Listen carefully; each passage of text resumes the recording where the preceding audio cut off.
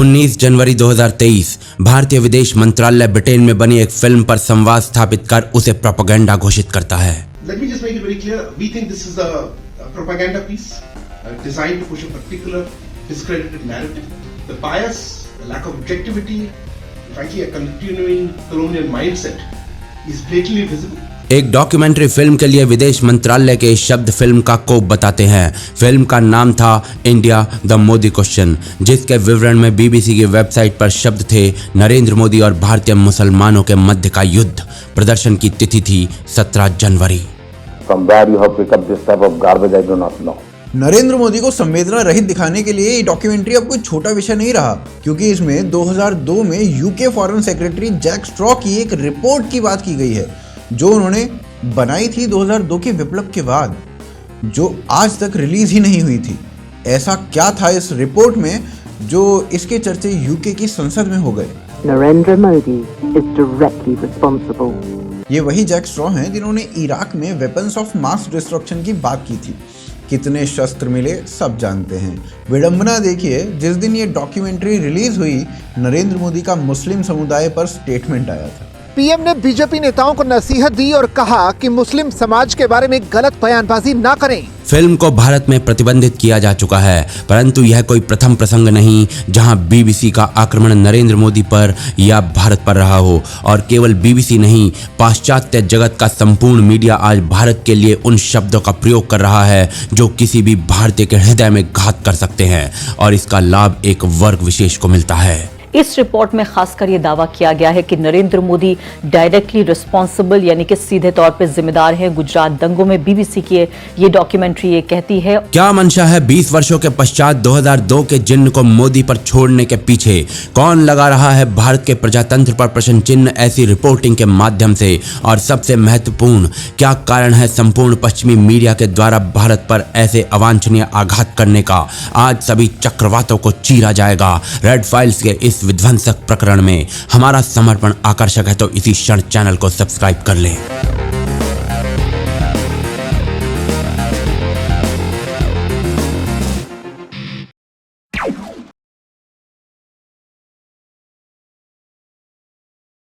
क्या 2024 का चुनावी शंख बज चुका है? कदाचित।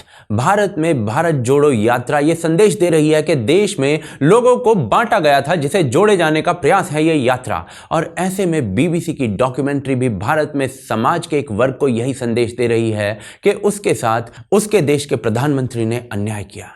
क्या ये सब सत्य है? आगे देखते हैं। परंतु एक चौंकाने वाली घटना देखिए। पिछले वर्ष दिसंबर में भारत को G20 की अध्यक्षता मिली थी 2023 के लिए, और इसकी प्रथम बैठक 18 से 20 जनवरी को थी। इस बैठक से केवल कुछ घंटे पहले 17 जनवरी को रात 9 बजे ये डॉक्यूमेंट्री प्रदर्शित की गई। क्या महत्व है भारत के लिए इस G20 की अध्यक्षता का? It's a big job. The G20 represents 19 major countries as well as the European Union. India is expected to push international debt, economic growth, and food and energy security to the top of the agenda. It also wants to showcase its own advances and its role in technology worldwide. क्या BBC G20 देशों में भारत का मुख मुस्लिम विरोधी दिखाने के लिए ये डॉक्यूमेंट्री लाया? ये प्रश्न आप अपने मस्तिष्क में रखिए और आने वाले घटनाक्रमों पर नेत्र गाड़े रखिए, क्योंकि पिछले ही वर्ष भारत ब्रिटेन को पछाड़कर विश्व की 5वीं बड़ी आर्थिक शक्ति बना था। बीबीसी पर इसे प्रकाशित तक नहीं किया गया था, और भारत के अंतरिक्ष कार्यक्रम पर बीबीसी के ऐसे विचार रहते हैं। But sending an astronaut into space has its critics for a country with such high levels of poverty. BBC की डॉक्यूमेंट्री और उसके सत्य पर आगे वार्ता करेंगे, परंतु क्या केवल बीबीसी ने भारत पर या नरेंद्र मोदी पर इस प्रकार का प्रसारण किया? जी नहीं। इस डॉक्यूमेंट्री के प्रसारण के कुछ ही घंटों बाद द इकोनॉमिस्ट में छापा गया कि कैसे भारत हिंदू राष्ट्रवाद के पथ पर चल रहा है। परंतु क्या इन कुछ उदाहरणों से निष्कर्ष निकाला जा सकता है? नहीं। तो एक शोध देखते हैं। Indian Institute for Mass Communication ने Washington Post, New York Times, BBC, Time, Guardian, Wall Street Journal जैसी संस्थाओं के 3000 रिपोर्ट्स को जांचा भारत के ऊपर। क्या निष्कर्ष निकला इसमें? इनके शीर्षकों से भारत में प्रलय की स्थिति दिखती थी, परंतु भीतर का कंटेंट शीर्षक का अधिक सहयोग नहीं करता दिखता था। लगभग 500 शीर्षक भय, घृणा, हिंसा, दंगा, हिंदू, मुस्लिम, कश्मीर, गाय, भीड़, आंदोलन जैसे शब्दों से चिन्हित थे और ये फरवरी 2022 में प्रकाशित हुई। ऐसा ही एक शोध कोलंबस स्टेट यूनिवर्सिटी के प्रोफेसर ने किया, जिसके अनुसार 2004 से 2014 तक पश्चिमी मीडिया भारत के भीतरी मुद्दों पर मौन था, यदा कदा आने वाले संवादों को छोड़कर। इसी रिपोर्ट ने 2017 से 19 तक न्यूयॉर्क टाइम्स में प्रकाशित कुछ लेखों के शीर्षक दिखाए गए, जो आप अपनी स्क्रीन पर चलते हुए देख सकते हैं। मोदी की नागरिकों पर कार्यवाही, भारत के हिंदू राष्ट्रवादी भारत को हिंदू राष्ट्र बना रहे हैं, हिंदू महंत राजनीति में आगे बढ़ा, मोदी का हिंदू राष्ट्रवाद भारत को विभक्त कर रहा है, कैसे मोदी ने भारत को घृणा से लुभाया। ये केवल कुछ उदाहरण है जिनसे एक विशेष भाव को प्रजा के मस्तिष्क में फूंकते ये लेख प्रतीत होते हैं। क्या है वो नैरेटिव? वही जो बीबीसी की डॉक्यूमेंट्री फिल्म लोगों में फूंक रही है। नरेंद्र मोदी के बाद भारत एक हिंदू राष्ट्र बनने की ओर अग्रसर है। क्या यह नैरेटिव सही है? ब्रिटिश प्रधानमंत्री और सांसदों के अनुसार तो नहीं। Mr. Speaker, the UK government's position on this has been clear and long-standing and hasn't changed. Of course, we don't tolerate persecution where it appears anywhere, but I'm not sure I agree at all with the characterization that the honourable gentleman has put forward. तो नरेंद्र मोदी भारत और 2002 की घटनाओं का सत्य क्या है, उसके लिए गुजरात और उसकी राजनीतिक इतिहास को हमें जानना पड़ेगा। यहां पर पूरा वर्णन करना संभव नहीं है, क्योंकि इसके लिए पूरी एक पुस्तक चाहिए और वो अवेलेबल है कुकू FM पर। गुजरात की गद्दी 1960 से 2022 तक, इस प्रकार की ऑडियो पुस्तक के माध्यम से, इस ऑडियो बुक से आपको गुजरात का शासन 2002 से पहले और बाद में कैसे चलता था ये समझ आ जाएगा। मेरे नेतृत्व तो इसी ऑडियो बुक ने खोले थे और ये एकमात्र ऑडियो बुक ऐसी नहीं है, ऐसी 10,000 से अधिक पुस्तकें हैं यहाँ, फाइनेंस से लेकर बायोग्राफी और मोटिवेशन से लेकर आध्यात्म तक। FREEDOM 60 फ्रीडम 60 कोड का प्रयोग करते हैं तो पहले महीने 60% का डिस्काउंट, यानी 99 का माल 39 रुपए में। अब कहां फिल्म में पैसा फूकेंगे? रिपब्लिक डे कुकू FM के साथ मनाइए। 23 लाख से ज्यादा एक्टिव पेड यूजर्स इस प्लेटफॉर्म का यूज कर रहे हैं। आपकी बॉडी के लिए क्या खाना सही रहेगा, इन्वेस्टमेंट, मेंटल हेल्थ, बिजनेस, क्या क्या नहीं सीख सकते हैं आप यहाँ पर। अब किताबें तो सब पढ़ नहीं सकते हैं ना, हाँ सुन अवश्य सकते हैं। सोने से पहले, खाना बनाते हुए, तो काम भी नहीं रुकते हैं और समाज में बोलने लायक भी बनते हैं। ये सब एक चॉकलेट के दाम में। काम की जगह पर पैसा लगाइए। कुकू FM डाउनलोड करें अभी, लिंक डिस्क्रिप्शन और पिन कमेंट में है। बाकी गुजरात में 2002 से पहले और बाद लगे कर्फ्यू की संख्या को तुलनात्मक दृष्टि से देखिए, सत्य समक्ष दिखेगा। तो क्यों होते हैं फिर इस प्रकार के आक्रमण पश्चिमी मीडिया के द्वारा भारत पर, वो आगे देखते हैं।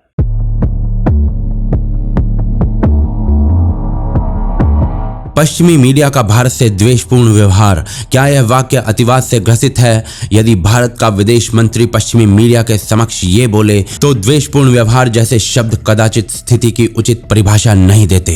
It's not just what I see written in some, by some people. I look at media, there are some newspapers, you know exactly what they're going to write, including one in this town. स्थिति और द्वेषपूर्ण हो जाती है जब विश्व के सबसे बड़े समाचार पत्र नौकरी का विज्ञापन निकालें और नौकरी की मांग हो उम्मीदवार का मोदी विरोधी होना। क्या कारण हो सकता है इसका, कोई नहीं जानता, परंतु एक रिपोर्ट के अनुसार चीन ने पश्चिमी मीडिया पर करोड़ों डॉलर व्यय किए दुष्प्रचार के लिए। Is the American media doing Chinese propaganda? Now, China Daily paid $19 million to American papers in the form of advertising. Sources tell CNN News 18 that it's a deliberate move by Chinese Daily, which is the government agency for propaganda. New York times की report देखी, भारतीय महिलाएं साड़ी हिंदू राष्ट्रवाद के कारण पहन रही हैं मोदी के बाद। मस्जिद के विनाश पर मंदिर बनाकर मोदी ने हिंदू बेस बढ़ाया। आर्टिकल 370 हटाकर मोदी कश्मीर को हिंदू राष्ट्र बना रहा है, या मोदी का चलाया गया डर और पूर्वाग्रह का अभियान जैसे शीर्षक। Among many Modi supporters, this is a core belief that India is a Hindu nation, despite the fact that people of many religions live here. and I wonder what this means for minorities. कुछ मत करिए, Google पर जाइए, New York times Hindu लिखिए और फिर मजा देखिए। आपको केवल लिखा दिखेगा हिंदू अतिवादी, सांप्रदायिक मुठभेड़, religious unrest, anti Muslim symbol of India. अब गूगल करिए न्यूयॉर्क टाइम्स इंडिया, आपको यही सब दिखेगा। परंतु इस हमाम में सब नंगे हैं। टाइम पत्रिका के अनुसार हिंदू जीवन का भी महत्व है, यह बोलना भी एक भयानक नारा है। नरेंद्र मोदी विभाजनकारी शक्ति हैं और तालिबान का मुल्ला ब्रदर एक ओजस्वी सैन्य नेता है। गार्डियन के अनुसार भारत पर हिंदू तालिबान का शासन है और यही लेख फिर राजनेताओं के समक्ष उद्धृत किए जाते हैं। In 2018, an Indian journalist, Rana Aya, wrote in The Guardian under the title "Mobs are killing Muslims in India. Why is no one stopping them?" She wrote, "This is encouraged by Modi's government, which routinely disseminates fake news targeting and demonizing Indian Muslims." The New York Times, just 2 weeks ago, after the massacre in the church in Sri Lanka, said, quote, "In India, the Hindu right, led by Prime Minister Narendra Modi, has targeted Muslim and Christian minorities, the latter." My question to you is, do you agree that that's happening or dispute that it's happening, or do you admire Modi despite all of this? I don't dispute that these things are occurring.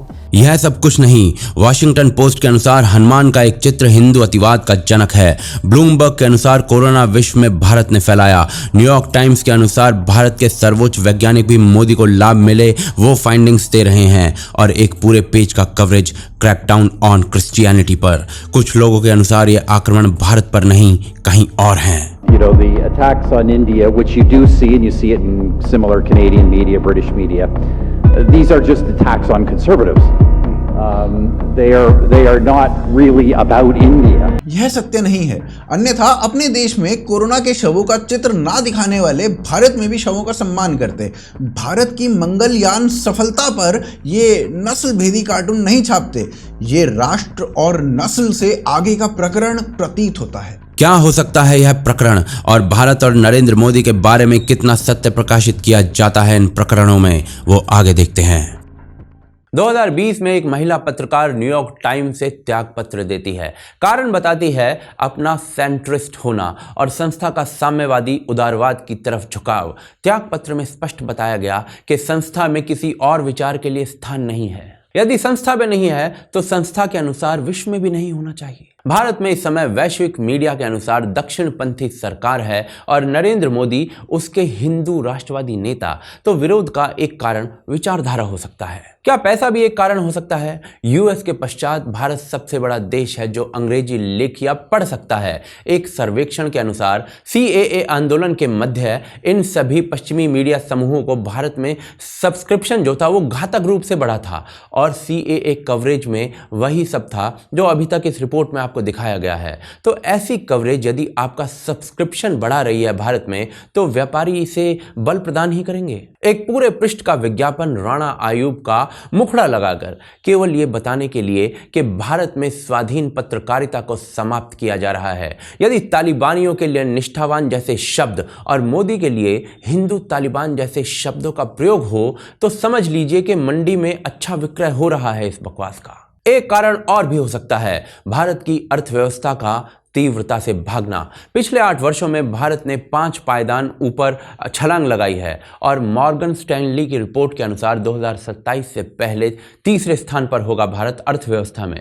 पर पश्चिमी media के अनुसार भारत को छोड़कर सारे बड़े देश Covid के पश्चात अच्छा कर रहे हैं और कुछ तो भारत से आशा ही छोड़ चुके हैं। और ये लेख लिखने वाले कौन लोग होते हैं? वॉशिंगटन पोस्ट में राणा आयूब लिखती हैं, बरखा दत्त लिखती हैं। आपकी स्क्रीन पर दिख रहे लेख इन्होंने ही लिखे हैं। क्या अपेक्षा की जा सकती है ऐसे में? BBC की डॉक्यूमेंट्री में किन लोगों के साक्षात्कार लिए गए हैं, सुनिए जरा। It's always a set of individuals who seem to be recurring. The same set of individuals who, by the way, have various legal problems of their own right now in India. You've got Amnesty, which has been acted against by the government. The head of Amnesty is being quoted there as a sort of witness to say that Mr. Modi is irresponsible, the Supreme Court verdict be damned. Then you've got another person who at one point of time had justified left-wing extremism as Gandhis with guns. She has been taken as a witness to how Mr. Modi oversaw a large-scale pogrom. क्या इस पूरे व्यवसाय का उद्देश्य दुष्प्रचार है? एक उदाहरण से समझते हैं। 2019 के चुनाव से पहले का सबसे चर्चित मुद्दा गाय के नाम पर लिंचिंग। सैकड़ों लेख पश्चिमी मीडिया ने इस पर छापे थे। ये लेख और डॉक्यूमेंट्री एक डेटा के आधार पर बनते थे और इस डेटा को बनाने वाली संस्था थी इंडिया स्पेंड। जैसे ही 2019 का चुनाव समाप्त हुआ, इंडिया स्पेंड ने ये डेटा को ही हटा दिया, पर ये आर्टिकल्स और डॉक्यूमेंट्री तो अपना कार्य कर चुके थे, भारत की छवि को धूमिल करने का। Local, often poorly educated Hindus are recruited by extreme nationalist groups. These cow vigilantes patrol the countryside like private militias. The current spate of lynchings threatens the nation's famed ideals of unity despite religious differences. और ये आज से नहीं है। 1999 में छपा शीर्षक शिव और जीसस का युद्ध, हिंदुओं ने ईसाइयों के घर फूंके। पढ़िए और सोचिए पीछे की मंशा को। कोलंबस स्टेट यूनिवर्सिटी के प्रोफेसर द्वारा किए गए एक अनुसंधान में पता चलता है कि 1997 से 2004 तक ऐसे लेख छापे जाते थे। 2004 से 2014 तक काफ़ी कम हो गए और 2014 में चुनावों से कुछ समय पहले फिर से छपने लगे। 2024 के चुनाव समीप आ रहे हैं, कदाचित यह सब और प्रमुखता से छपने लगे। परंतु क्या जो छवि बीबीसी की डॉक्यूमेंट्री में नरेंद्र मोदी की दिखाई गई वो सत्य है? वो आगे देखते हैं। 2014 के चुनावों में बीजेपी को लगभग 16% अल्पसंख्यक वोट मिले थे। 2019 के चुनावों में 21%। कैसे आया इतना बड़ा उछाल? क्या डरा धमका कर इतने वोट बढ़ाए गए? जी नहीं, धरातल पर कुछ हुआ जो ना पश्चिमी मीडिया में स्थान पाता है और ना ही भारतीय मीडिया दिखाती है। घर जो दिए हैं मोदी जी ने गरीबों के लिए, उनमें 2,45,00,000 घर दिए। उसमें जो 31.3% जो है वो अल्पसंख्यक विशेषकर मुस्लिम समाज के लोगों को मिला। ये तो तय करके मोदी जी ने दिया नहीं कि तुमने वोट दिया नहीं दिया तो तुम्हें हम घर नहीं देंगे। उसी तरह से 12 करोड़ किसानों को सम्मान निधि मिली। अब कहते हैं कि जो किसानों को जो सम्मान निधि है वो तो मुसलमान कहाँ किसान होते हैं? उन्हें यही नहीं मालूम कि मुसलमान भी बहुत बड़ी तादाद में किसान है और गरीब किसान है। उनको 33% सम्मान निधि का फायदा हुआ। उसी तरह से जो रोजगार है, रोजगार में 36 करोड़ लोगों को मुद्रा का फायदा हुआ। उस 36 करोड़ में मुद्रा मतलब कि छोटे छोटे काम करने वालों का, उसमें जो है वो लगभग 36% लोगों को, एक लंबी श्रृंखला है। 2014 से पहले मात्र 5% अल्पसंख्यक सरकारी पदों पर थे।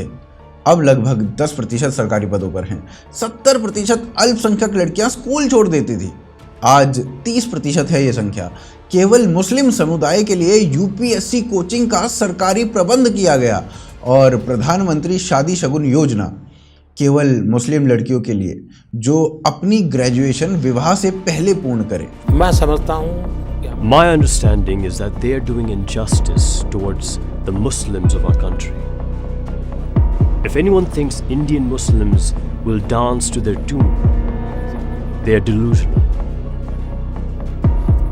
Indian Muslims will live for India, they will die for India. दुष्प्रचार तीव्रता से तो भागता है परंतु नेत्रहीन होता है। यह प्रमाणित किया पूर्व यूके विदेश सचिव जैक स्ट्रॉ ने स्वयं डॉक्यूमेंट्री के प्रमाणहीन होने की बात कहकर। That was the allegation at the time, and that was the belief. Now, look, I wasn't there, and as you've brought out, there were conflicting views about whether this meeting between Mr. Modi and senior police officers had or hadn't taken place, and also what was said at it.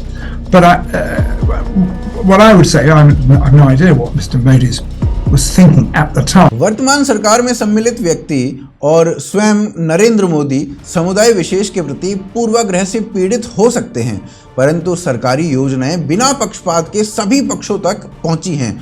एक कारण जिससे vote प्रतिशत बढ़ा मुस्लिम समाज में। यह कहना अनिवार्य है कि सरकार को मुस्लिम पक्ष का भरोसा अर्जित करने के लिए और प्रयास करना चाहिए, परंतु पश्चिमी मीडिया के नेत्रों पर पूर्वाग्रह की वो ऐनक है जिसमें कोई कार्य दिखाई नहीं दे सकता। परंतु कब तक चलता रहेगा यह दुष्प्रचार, वो आगे देखते हैं। यदि अनुमान भविष्य बता देता तो भविष्यवक्ता चांदी की थाली में खाते। चीन शिनचांग प्रांत में अल्पसंख्यकों के साथ क्या कर रहा है ये सब जानते हैं, तब भी कोई कुछ नहीं बोलता। भारत संवैधानिक और संसदीय प्रणाली से लाया गया CAA कानून भी नहीं लागू करवा पाता, तो भी भारत की कवरेज ऐसी क्या कारण है इसका? विश्व धन पर चलता है। चीन 15 ट्रिलियन से बड़ी अर्थव्यवस्था है। भारत आज लगभग 3.25 ट्रिलियन की अर्थव्यवस्था है। 10 ट्रिलियन टापते ही आपको पश्चिमी मीडिया में चुप्पी देखने को मिल सकती है। ये मेरे नहीं, ब्रिटिश सांसद भी कुछ इसी वाणी में बोलते हैं। Wants to do business with India. We need to go the extra mile. And I conclude with this. Narendra Modi, as a boy, sold tea at his father's tea stall at a railway station in Gujarat. Today, Narendra Modi is one of the most powerful people on this planet as Prime Minister of India. Today, India has a presidency of the G20. Today, India has a vision in the next 25 years to be the second largest economy in the world with a GDP of $32 billion. The Indian Express has left the station. It is now the fastest train in the world, the fastest growing major economy in the world. The UK must be the closest and trusted friend of partner of India in the decades ahead. CEBR के अनुसार 2035 तक इस आंकड़े को हम प्राप्त कर लेंगे। कदाचित परिश्रम रहा तो 2030 तक भी। तो 2030 तक BBC की डॉक्यूमेंट्री को झेलिए और रेड फाइल्स के एपिसोड देखिए। कैसा लगा ये प्रकरण हमें बताएं। कुकू FM अवश्य डाउनलोड करें, क्योंकि ज्ञान सुनकर ही नेत्र खुलते हैं। अगले सप्ताह पुनः मिलेंगे रेड फाइल्स के एक और विस्फोटक प्रकरण में।